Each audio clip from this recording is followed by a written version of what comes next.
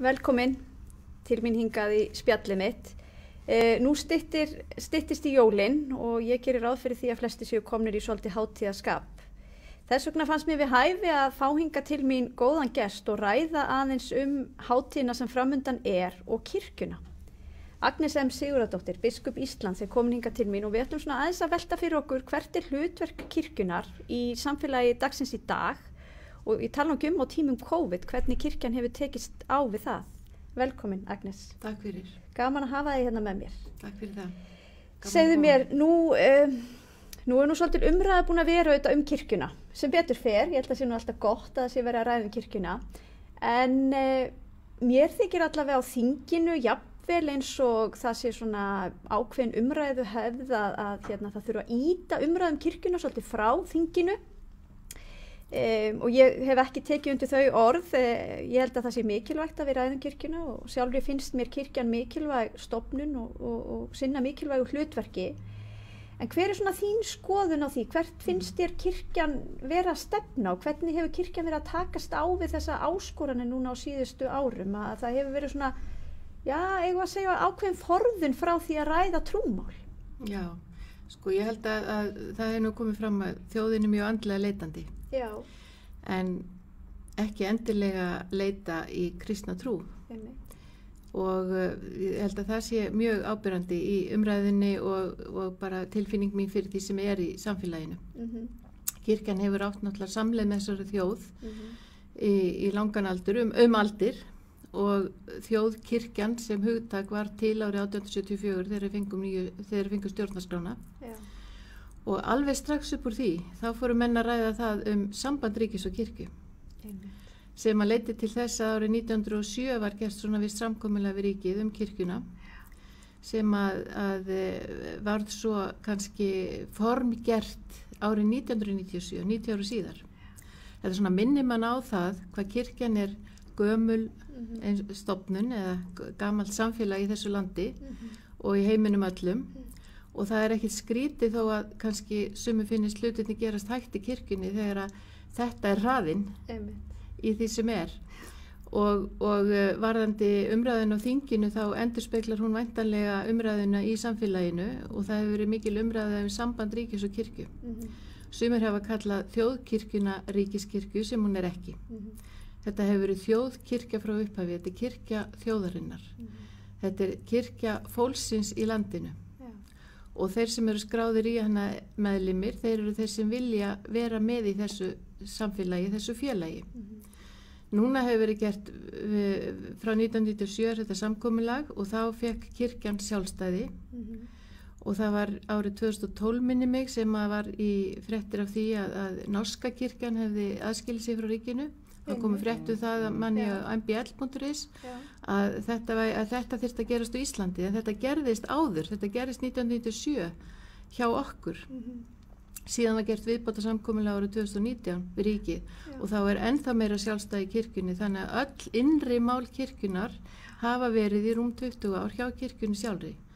Og til dæmis eru lög þjóðkirkjuna eru sérlög reyndar en allar starfsreglur kirkjunar, þær eru settar á kirkjuþinginu. Fyrir 1997 var það þannig að Alþingi ákvað til dæmis að það átti að breyta prestakallaskipan í landinu. Þá var það Alþingi sem ákvaða. Og það er sögð saga af því svona sem ég held nú að sé rétt svona í meginatriðum, en skemmtilega er hún samt og umhugsunarverð. Það er sagt að þegar 8 fréttir voru í Ríkisútvarpinu að morgni til fyrir einhverjum áratugum og biskupinn hlustaði á þær fréttir, þá frétt hann það að það veri búið að stofna nýtt prestakall. Það hefði verið gert nóttina á Alþingi. Þannig að þannig var það, þannig að það kannski ekki skrítið þó að alþingismönnum finnist það að þeir ekkert að vera að ræða þjóðkirkjuna. Nei. En hins vegar er náttúrulega þjóðkirkjan svo samofin sögu þessara þjóðar. Þannig að ég held að við komumst aldrei hjá því að tvinna þessu umræðu saman að einhverju leiti. Þú myndist nú á það, ég nú fegin að við séum ekki að takast á við það á þingi að ákveða hvar prestaköll eru og annað þess aftar. Ég held að það er heima á öðrum vettvangi En það er ekki langt síðan með 2019 sem var ný viðbót við þá þetta kirkjujarðasamkomulag eins og hefur verið kallað og hérna virðist nú fyrir flesta leikmenn vera býsna flókið og einmitt kannski vegna þess að það á sér svo opaslega langa sögu. En það er ekki síst sóknargjöldin sem að koma til umræðu hjá okkur og hérna við hækkuðum þau nú í meðförum þingsins frá því sem var í fjárlögum og við töldum það mjög mikilvægt við sem að því stóðum. En það er svona auðvitað náttúrulega ákveðin ágreiningur það, eru þetta félagsgjöld og er eðlilegt að ríkið sé að innheimta það eða ætti kirkjan að gera það sjálf og þá önnur trúfélög? Hver er þín afstaða til þess? Sko, sóknargjöld eru náttúrulega búin að vera lengi og í lögum frá minni 1987 þá voru nýjustu lögin og sóknargjöld sett þegar sem eru sér lög. En þá var líka ákveðið að þau gildi ekki bara þjóðkirkjuna, þau gilda öll skráð trúfélög og nú lífskoðunarfélög sem voru reyndar ekki til þá að með minnir, það voru 1987. Síðan er það, af því þetta eru lög, þá getur þingi breytt þeim lögum og þeim hefur trekk verið breytt á þann veg að sóknargjöldin hafa lækkað. Viðmiðunin í lögunum frá 87 er hlutfall tekjuskatti eða tekjum eða eitthvað svo leis, kann alltaf orðið yfir það. Nei. En það er vegna þess að á sama tíma þetta gerðist að þá var tekin upp staðgreiðsla skatta. Og þetta þótti hagnýtt að hafa þetta á þessa leið. Nefskattar voru felld inn í ýmis lög að mér skilst og sóknargjöldinu voru ein af þeim. Og til dæmis í Danmörku er það þannig að ríkið innheimtir sóknargjöld fyrir þjóðkirkjuna í Danmörku en ekki önnur félög. Ekki önnur trúfélög og ekki lífskoðunarfélögin. Þannig að við erum að gera þetta fyrir alla hér á Íslandi og það er svona visst jafnræði með því. En hins vegar sko var það áður, það er til dæmis að saga því í Bolungarvík að því var nú þar 18 ára prestur, þegar Einar Guðfinnsson var í sóknarnefndinni, hvort hann var formaður eða gjaldkeri, ég nú ekki alveg vissi það, en þá gekk hann á milli húsa og innheimti sóknargjöldin. Sóknarnefndin, hún gerði það sjálf. Síðan var það tekið upp eftir miðja síðustu öld að þetta að sveitarfélögin fóru að innheimta þetta með útsvarinu. En svo 1987 sem sagt byrjaði ríkið að innheimta þetta eftir því sem ég best veit. Þannig að við höfum svo sem prófað ýmsar útgáfur af þessu gefnitinn.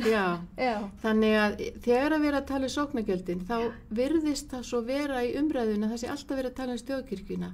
En um leið og þjóðkirkjan er rædd að þá erum við í raun að vera að vinna með öllum trú- og lífskoðunarfélögum í landinu. Hitt er annað mál að kirkjan, þjóðkirkjan á Íslandi, hún er fólkið. Og fólkið býr í sóknunum. Fólkið, hinn félagslega eining kirkjuna kallast söfnuður, en landfræðilega einingin telst sókn. Og þetta er talað um sóknar kirkju. Og sóknir eru all land. Þú býrð í sókn jafnvel þó að þú tilheyrir ekki trúfélaginu þjóðkirkjunni. Þá ertu samt í sókn að þú býrð á vissu landsvæði. Þannig að allir skráðir, allt fólk á Íslandi er í einhverju sókn skráð.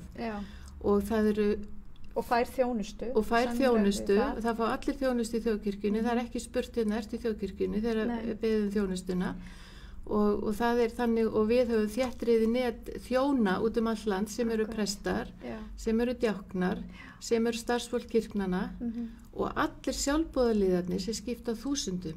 Sjálfboðaliðarnir í sóknarnefndunum, það eru þau sem eru að vinna fyrir kirkjuna og nýta sóknargjöldin til þess sem eru notuð heima fyrir. Það hefur ekkert að gera með þjóðkirkjuna sem heild, hvort að sóknargjöldin hækka eða lækka, en það er mjög mikið að gera með sóknarkirkjuna. En sko, í því samhengi þá fengum við með til okkar á fundin í efnahags- og viðskiptanefnd, þá fengum við félaga frá mismunandi sóknum. Og þar er umræðan opuslega hávær að sóknargjöldin séu lág, sérstaklega vegna þess að það sé svo íþyngjandi mikil kostnaður sem fylgir því að halda við kirkjum. Kannski sérstaklega í minni sóknum, þar sem eru gamlar kirkjur, opuslega verðmæti, menningaverðmæti líka í því fólki. Og ég svona velti fyrir mig nú líka til eitthvað sem heitir kirkjubyggingarsjóður. og ég fór aðeins að velta fyrir mér í þessar umræðu hvort að það væri ekki rétt að fjármagna annars vegar kirkjubyggingar og hins vegar viðhald á kirkjum í gegnum það í staðin fyrir að það færi af sóknargjöldum. Hefur það eitthvað komið til tals? Sko, það nú þannig að kirkjurnar eru í raun og veru eign safnaðarins og sóknarkirkjurnar og það sóknarnefndin sem ber ábyrgð á því að húsið fyrsta lagi náttúrulega húsið komist upp og í öðru lagi halda því við. Já, einmitt. Og til dæmis í Svíþjóð þegar var aðgreining á milli ríkis og kirkju þar árið 2000 þá var gert samkomulag við kirkjuna, við ríkið það að ríkið fól kirkjunni í Svíþjóð að annast menningarverðmætin sem eru friðuðu kirkjurnar. Já. En hjá okkur það þannig og þar með kom fjármagn þar. En hjá okkur það þannig að sóknirnar eru sjálfar að viðhalda þessu menningarverðmætum þjóðarinnar. Já, einmitt. Og það svolítið mikið mál fyrir fámennarsöfnu til dæmis að gera það og fyrir fólk sem það fær ekki krónu fyrir þetta, vonandi samt einhverja ánægju eða lífsfyllingu og það ber alltaf þakka því að þetta er mjög þakkarvert. Ekki bara fyrir kirkjunafólk á Íslandi heldur fyrir alla því að kirkjurnar eru nú eitt af því sem að til dæmis ferðamenn heimsækja víða land og fara í og einn orðaði nú þannig að það væri andlegar orkustöðvar út all land og ég sagði hvað meinaru?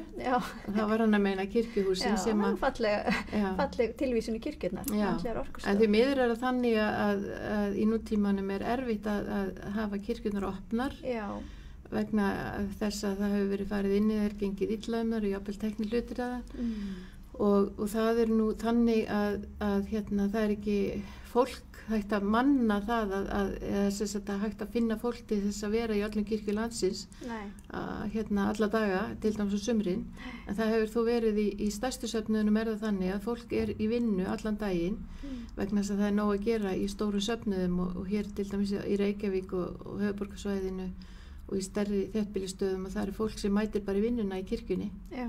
En það náttúrulega gerist ekki til sveita þannig. Nei, akkurat. En það er nú kannski maður sér það bara, svo maður vísir nú í bíómyndir og svona, fólk lappar oft inn í kirkjur til að biðjast fyrir og svona. Nú ég að viðurkenna, ég hef nú ekki oft lappað inn í kirkju hér á Íslandi, en þær eru sem sagt opnar hér á höfuðborgarsvæðinu. Já. Vel flestar kannski. Já. Og þannig að fólk er velkomið í kirkjuna bara ef að það vill ná í sína andlegu orku eins og þú segir. Já. Það getur lappað inn í kirkjur og inn í kirkjuhúsin og gert það sko. Akkurat. En ég var nú áhugasum þessar kirkjur víð land, því þetta er eins og þú segir menningarverðmæti og svo ég komi nú líka að mínu mikla áhugamáli og vegna þess að ég er í Mosfellsbæ og þar eru tvær mjög fallega kirkjur þó þess að ég komna til ára sinna. Það eru ekki mjög stórar en sóknin er stór.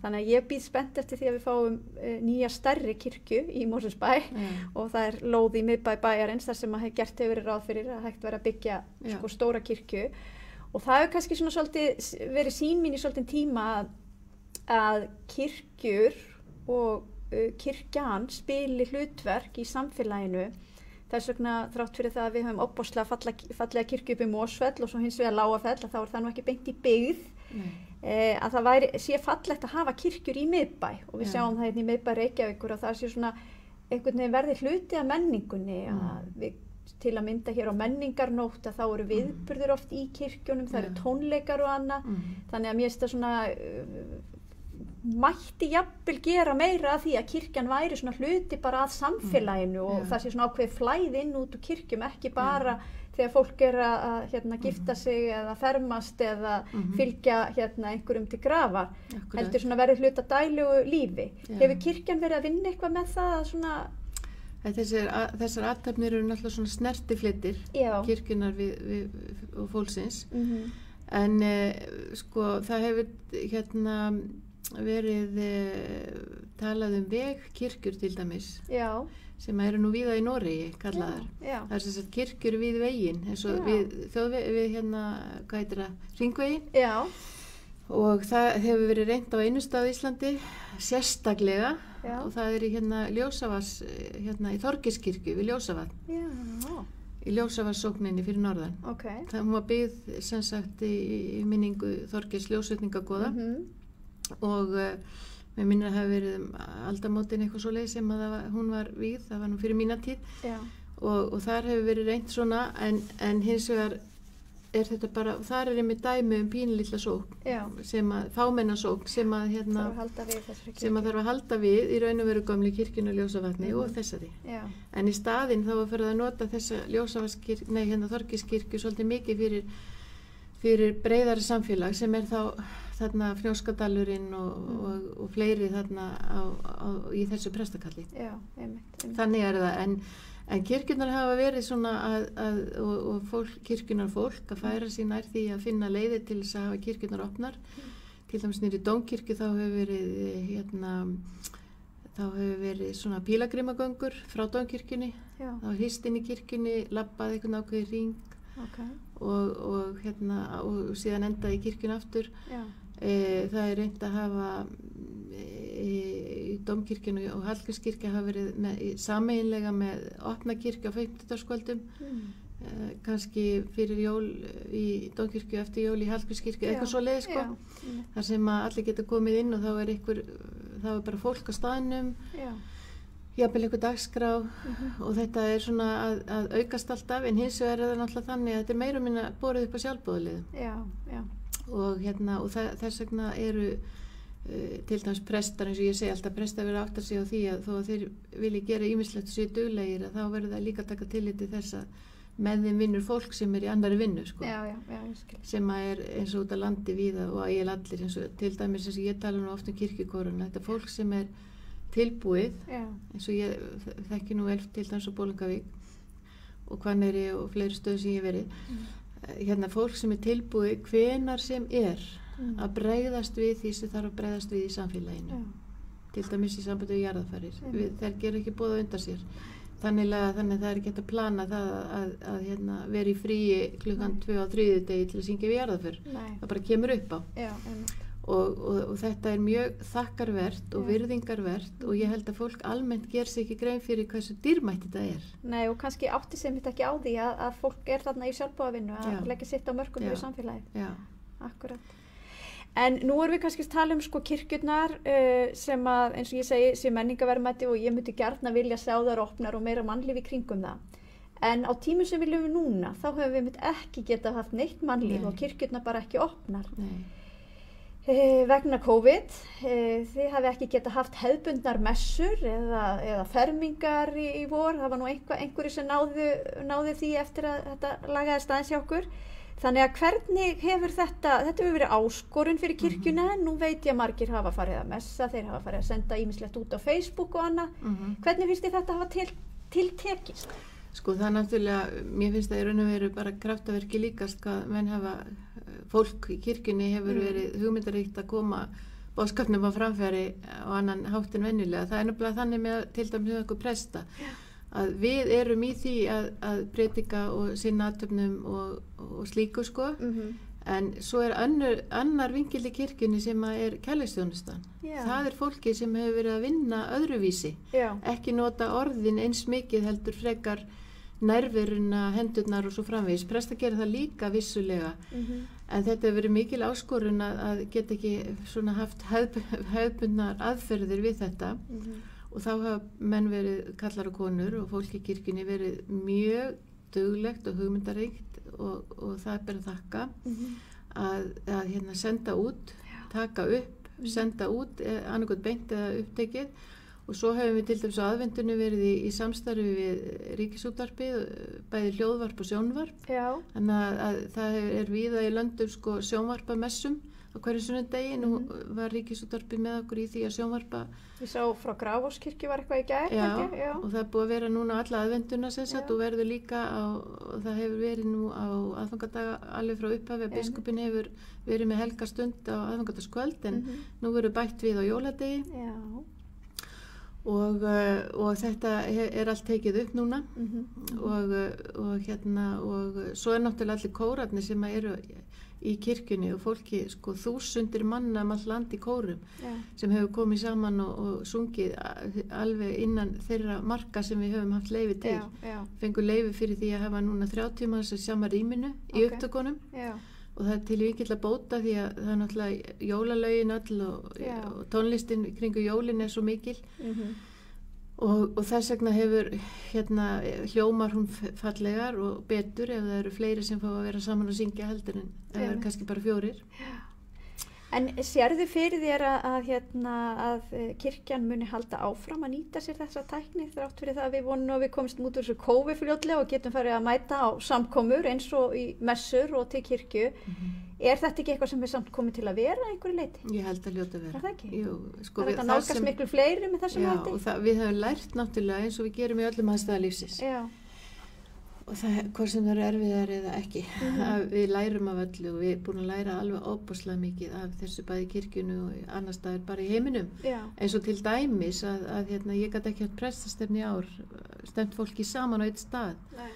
En ég er búin að hitta presta á Zoominu núna nokkru sinnum á árinu og meðal annars núna síðast í nóvember þá fengum við erkibiskupinn í Svíþjóð, Antje Jacqueline, til þess að halda fyrirlestur bók sem hún skrifaði guðfræðina og heimsfaraldurinn, veiruna, sem var mjög áhugavert, sem hún sendi mér og mér fannst þetta það áhugavert að ég spurði hvort hún vildi koma og vera með okkur og hún gerði það, fór í gegnum svona þetta.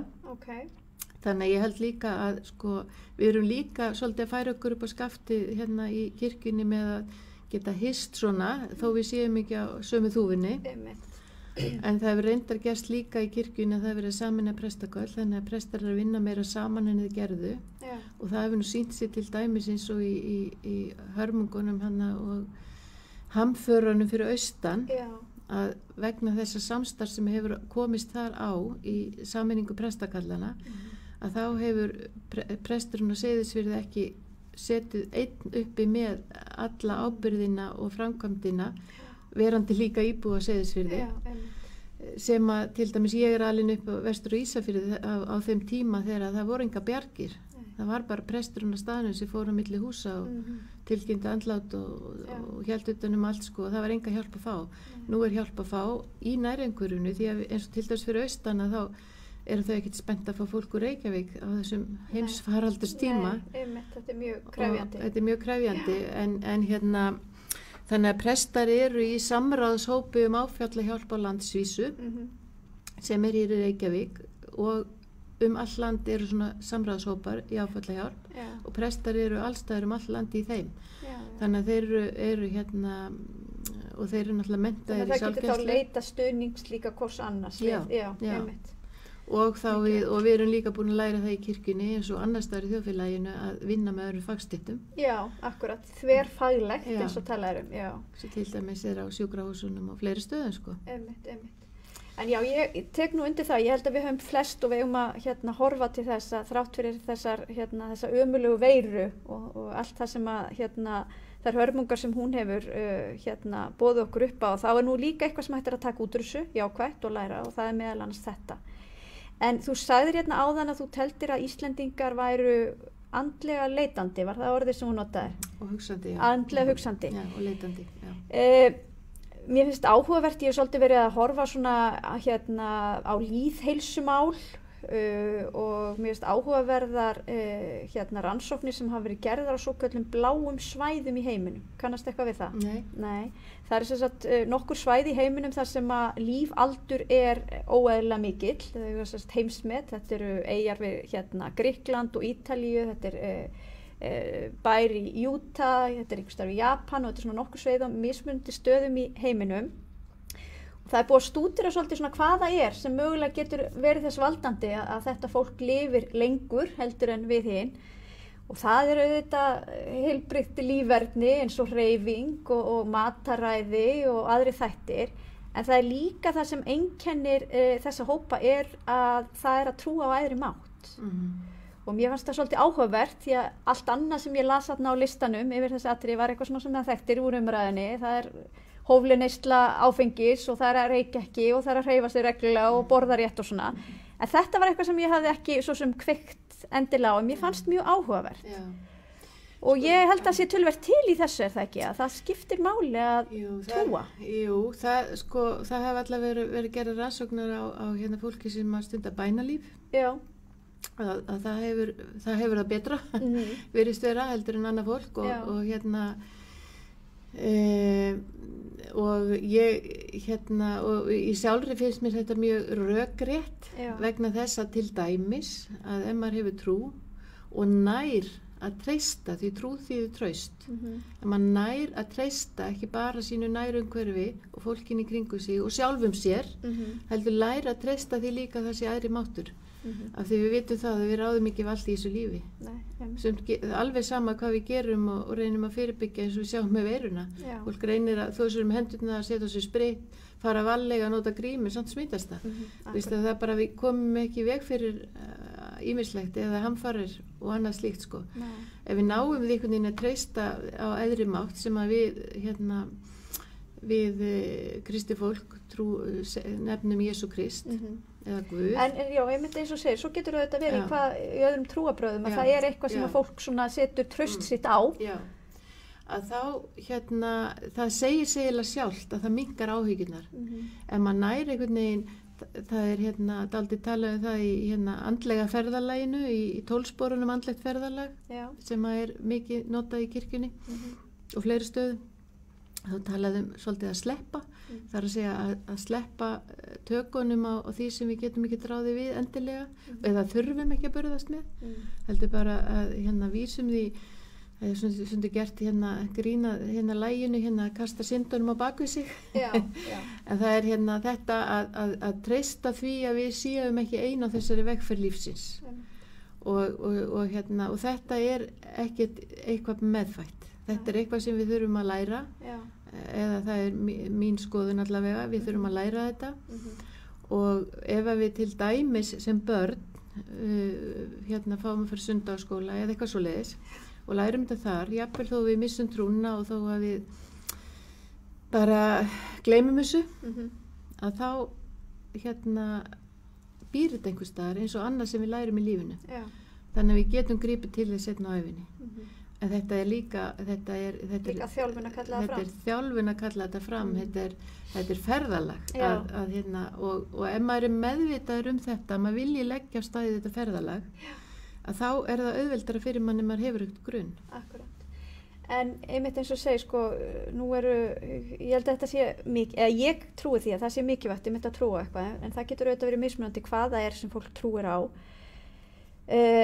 Eitthvað samstarf meðal trúfélaga á Íslandi, eða trúfélaga og lífsskoðunarfélaga? Ert þú í samstarfi við, ég veit ekki hvort ég geti sagt kollega eða einhverja sem leiða aðra söfnuði? Já. Sko, það til nefnd sem að Kristin trúfélag í, hún búin að vera síðan 1970, eitthvað svo leis, það að segja Kristin trúfélag á Íslandi, síðan 2006 samráðsvettvangur trúarbræðana, sem að þjóðkirkjan svona var meðal annars stofnfélagi ef maður orðað þannig, og það það eru nokkur önnur Kristin trúfélag og önnur trúarbrögð í þeim samstarfsvettvangi, og við eigum bara gott samstarf þar og það er mjög mikilvægt að við lærum að skilja og virða og þekkja og hvernig aðrir hugsa og aðrir trúa, bera virðingu fyrir því. Og ég hef til dæmis farið í moskuna eða setri þarna upp í Skógarhlíð í Reykjavík og verið boðin þangað og ég hef sjálf tekið á móti fólki þaðan til mína skrifstofuna þannig að og þetta er bara fólk eins og við og ég myndi mér nefnilega halda það að það væri mjög mikilvægt því að nú viljum við vera menningarlegt samfélag og taka hér móti fólki sem hefur þá bakgrunn í annari trú og við sjáum það, trúfélögin eru orðin nokkur hér á landi þannig að ég myndi halda að það veri líka mikilvægt að þið myndi vinna svona ykkar á milli þannig að það í gangi sem sagt einhvers konar samstarfsvettvangur. Já, það búið að vera í 14 ár sko. Það var fyrir mína tíð stofnað og það bara er mjög gefandi finnst mér að vera í þessu samstarfi. Ég sjálf ekki fulltrú í þessum hópi en ég hef hitt þau og ég hef kynst sumum þeirra þannig að það hefur verið mjög gefandi fyrir mig og líka að eins og frænka mín segir sem gift manni frá Sýrlandi fólk er bara fólk. Einmitt. Og ef að ég hefði fæðist í Íran, Írak til dæmis, þá væri ég sennilega múslimi, Akkurat. væntanlega, en af því ég fæddist upp á Íslandi eftir miðja síðustu öld, að þá er ég kristin og ég er þakklátt fyrir það. Já. Og sjálfur finnst mér boðskapur kristinnar trúar verið svo dýrmætast og besti sem mannkyni hefur verið færður. Já. Það að Guð er með okkur hér og nú og allstaðar og gengur með okkur á lífsleiðinni og það finnst mér og það er nú boðskapur í jólina að Guð kom til okkar, gengur með okkur lífsveginn og þess vegna getum við kannski minnkað áhyggjur lífsins og treyst því að hvað sem bátt og smætir, eins og segir í einum sálmi, að þá erum við ekkert ein á vegferðinni. Nei. Og Guð sendir okkur alltaf hjálpara í öðru fólki því að hendur Guðs eru okkar hendur hér í heimi. Þetta er eiginlega svo fallegt að ég held að við verðum eiginlega bara að hafa þetta lokaorðin. Það er nú margt annað sem ég myndi vilja ræða við þig. Það er bara spurningum ég fá því kannski bara þá einhvern tímann aftur síðar. En ég held að þetta séu fallið lokaorð svona á tímum sem þessum. Jólin framundan, við sendum kærleikskveðjur austur á Seyðisfjörð og Eskifjörð líka, þar sem að fólk hefur þurft að flýja heimili sín. Og vonum að Guð og lukkan séu með okkur í því að frekari hamfarir ríði ekki yfir þar. Takk kærlega fyrir að vera hérna með mér í dag og gleðilega hátíð og gangi þér vel í þeim önnum sem framundan eru yfir hátíðarnar þó að þær kunna vera eitthvað aðeins öðruvísi heldur en svona hefðbundnum jólum. Við ykkur heima vil ég segja gleðilega hátíð og takk fyrir að vera með okkur hérna í dag.